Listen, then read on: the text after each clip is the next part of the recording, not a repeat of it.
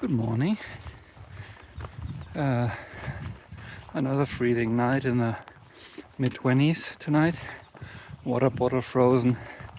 And I didn't even know, but apparently Luco tape can also freeze and then it won't stick anymore. So I have to warm that up. Tent frozen. All the fun stuff. I slept at about 10,000 feet tonight. So I guess it's unsurprising. This morning a whole bunch of things went wrong, so everything took a little longer. But I'm packed up now and on my way to the Colorado border. Now, since New Mexico is coming to an end, and I still have your attention at the beginning of the video, I want to take this opportunity with New Mexico coming to an end and make sure that what I'm doing here is actually of use to anyone. So, I have a question. I've been doing this for a month now. Some of you have been watching for a while. And I'm doing this primarily for you. So friends, family, other people who might be interested. And in order to be able to do that, I would need to know your thoughts. So with the state coming to an end, I invite you to give me some feedback on those videos. You can put them in the comments or send me a direct message, whatever, about how you like them or you don't like them, whether they're too long, too short, whether the topics are interesting or not, whether there are things that I should be addressing more and some things I should be addressing less. So all the things that would help me to tailor these videos to actually show this journey and make it interesting along the way would be extremely helpful. So thank you for everybody shooting me a message, and I'm happy to read through your hopefully constructive feedback. Is it too much talking or too little talking? More landscape, more animals? Let me know. So this morning the trail winds along the contour lines here of this valley. Now with the state of New Mexico coming to an end, the first part of this YouTube experiment is also coming to an end. So this is the time where I ask for your feedback. I'm making these videos not only to document my trip, but also to give you an impression of what it is like out here. And I want to make sure that they are what you want them to be. Please take the time and either put it in the comments or send me a direct message and just give me some feedback on the videos that you have seen. Are they too long, too short, too much talking, too little music? Do you like more landscape, more animals, more background information? Maybe less of all of that. And there's lots of different stuff that can go into these little clips, so tell me what you find interesting.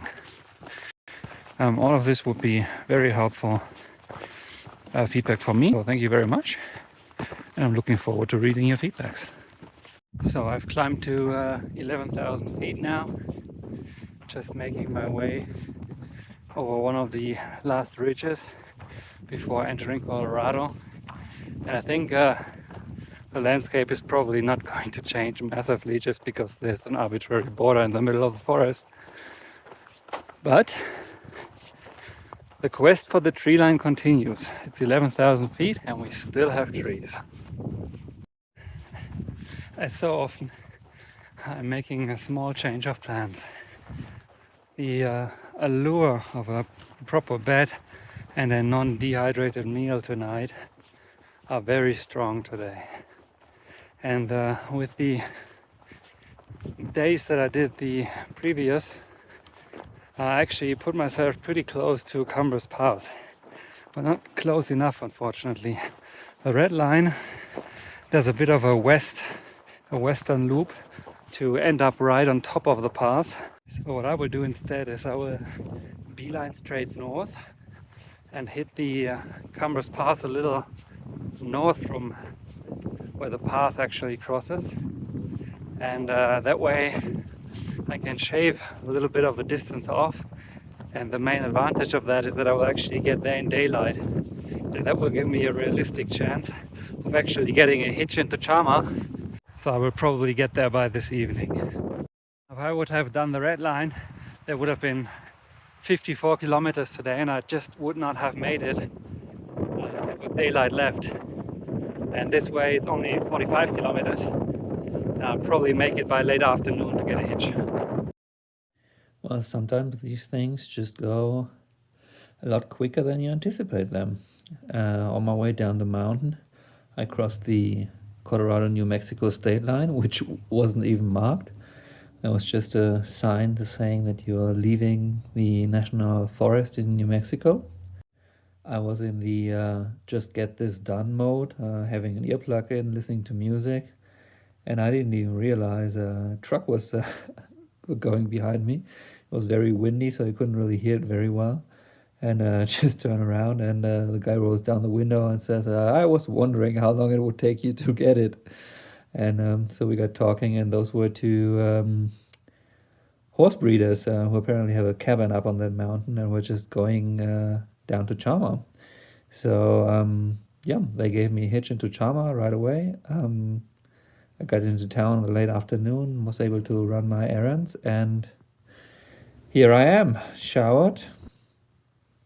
Brief stint into Colorado, back in New Mexico. I'm gonna take a bit of a rest here over Memorial Day and then head out next week into the Colorado section of the CDT. So I guess yesterday's video was a bit anticlimactic. Let me assure you it was not. It is funny how like a completely arbitrary line on a map makes mentally such a difference.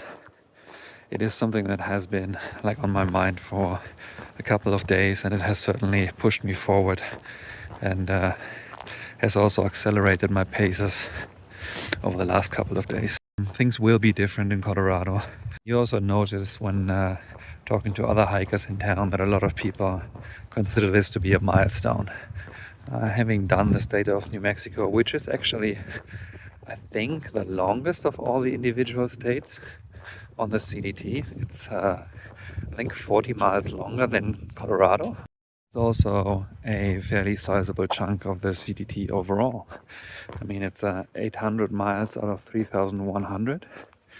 So it still feels like I am just beginning this hike, but the reality is a quarter is done already.